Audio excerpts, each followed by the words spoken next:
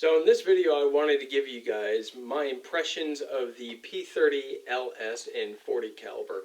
Now I know a lot of people would want 9mm today and whatever, but I would say the .40 caliber is really going to set you up for more success anyways. So it's still a proven caliber, and I would say that it's easier to find ammunition that's going to work the way that you want and maximize your abilities. I mean, the CAG or the unit, whatever you want to call it, Delta, uses the .40 caliber these days, and it's for good reason. But anyways, with all that said, the P30LS, this one has a safety. Now, I'm just going to start this off by saying you don't need the safety, alright?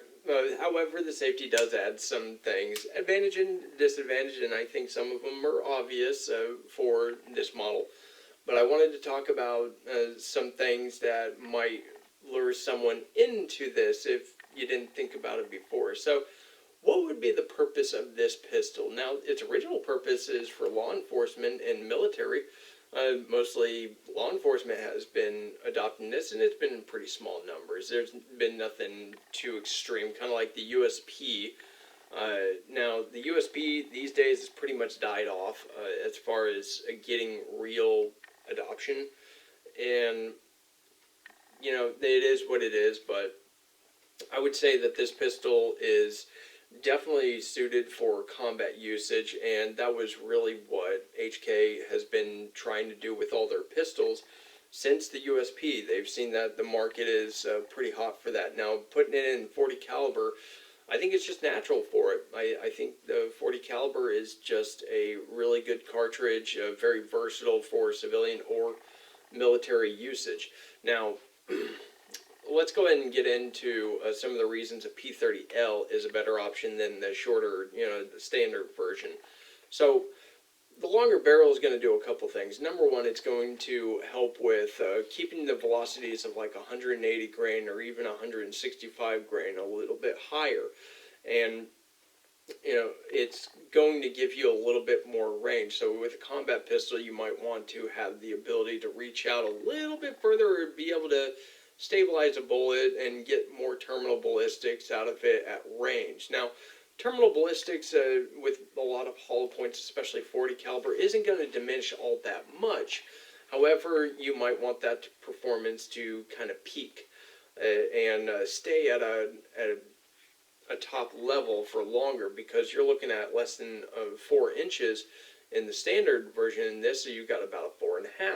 So it is enough to actually make a difference, depending on your load. Some loads are going to top out at 4 inches, and others are going to be a little more flexible to where it's really dependent on the barrel length up to a certain point. So in some cases, .40 caliber, 9mm, 45 especially, will top out at like 12 inches, and then they'll start degrading. And why do I bring that up? Well, carbines, since we're talking about range and maneuverability and stuff like that. So a couple of other things.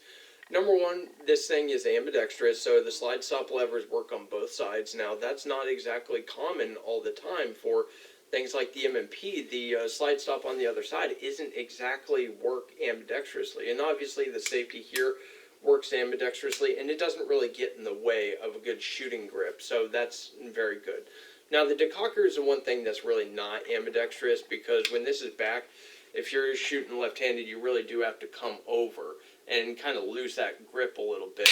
And with this, I think that it, like for a right-handed shooter, it lends itself very well to one-handed holstering, because you want to decock before holstering if you aren't carrying it cocked and locked. This is where the S model obviously comes into play as being handy, because you can carry it cocked and locked and be ready to rock and roll. But if you're going to be going back into the holster, instead of shifting your grip to decock like a SIG or something, or like a Beretta, you can just put it on the back and you're right next to the hammer, because typically whenever you're holstering a double action, it's always good to put your finger on your thumb on the hammer just for a safety holster, a safe holstering. I guess you could say. So obviously it's accessorized because I got a light on here. You can carry a bigger light, and it still has a little bit of offset on this PL Pro, so it can act as sort of a standoff or a physical impact weapon, as it were. I believe the magazine changes are a lot faster with HK pistols. I just think that they're better designed when it comes to having the ability to release the magazine without having to change your grip any, because I don't have to change it. It's not like a thumb where I have to shift it in my hand a little bit and then reacquire a grip. So some people would use the left-hand thumb to release if they have smaller hands, or I can use the middle finger sometimes, but I'm still adjusting my grip. With this, I just use my trigger finger, and some people are like, well, it's a little more dangerous. No, it's not. You're out of ammunition anyways, and it's pretty hard to go from here and actually touch the trigger. It's not really that easy to do. You just follow the trigger guard and go back. So anyways, with that said,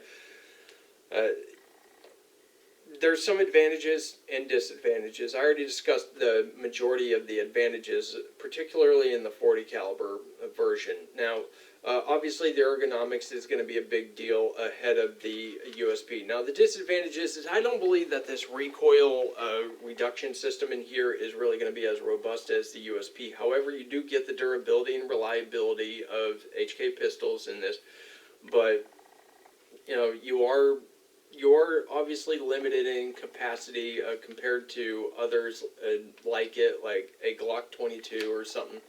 But you're not going to get the reliability out of those other pistols that you're going to get here. You're going to get about 4 times the reliability and the lifespan of parts, especially the recoil spring. That's going to be like the first thing to go out.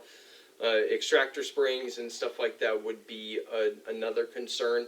And then there's obviously like firing pin spring and stuff that you might want to be a little concerned about and have like an extra firing pin, depending on how much you train. Now, of course, if you're training with snap caps and stuff that protect the firing pin, it's not that big of a deal, right?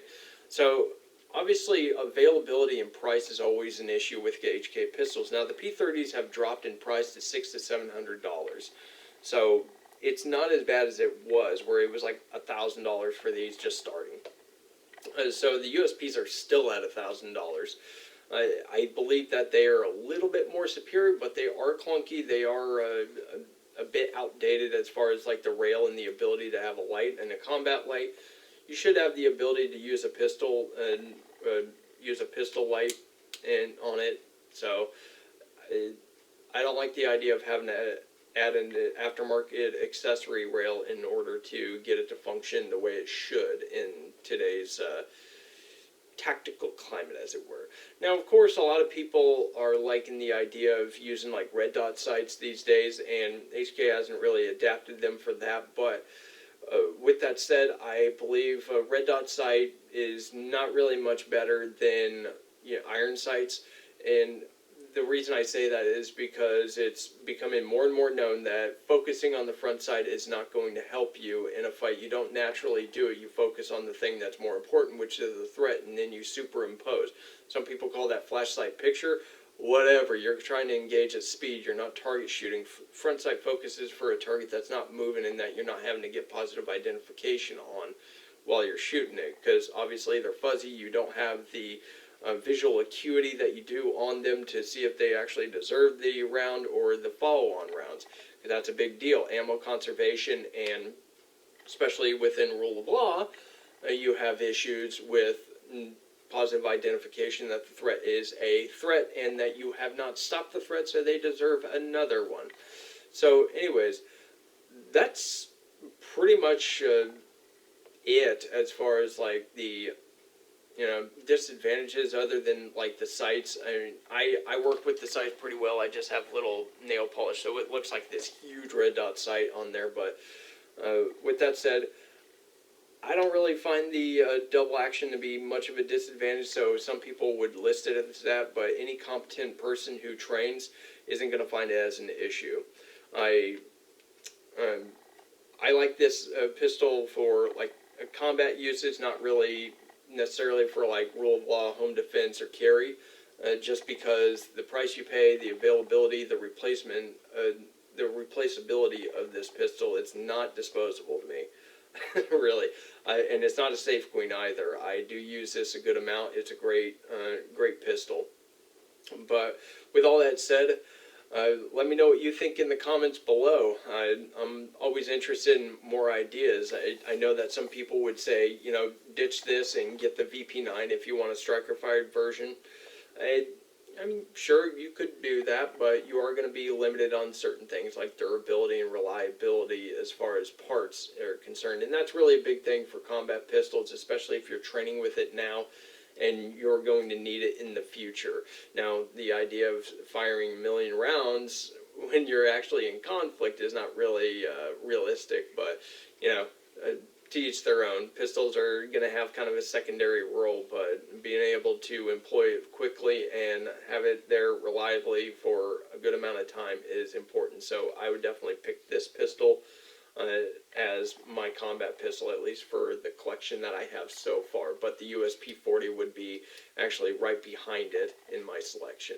So anyways, let me know what you think in the comments below. I appreciate you guys watching and listening to me talk and jabber on. You guys have a good one.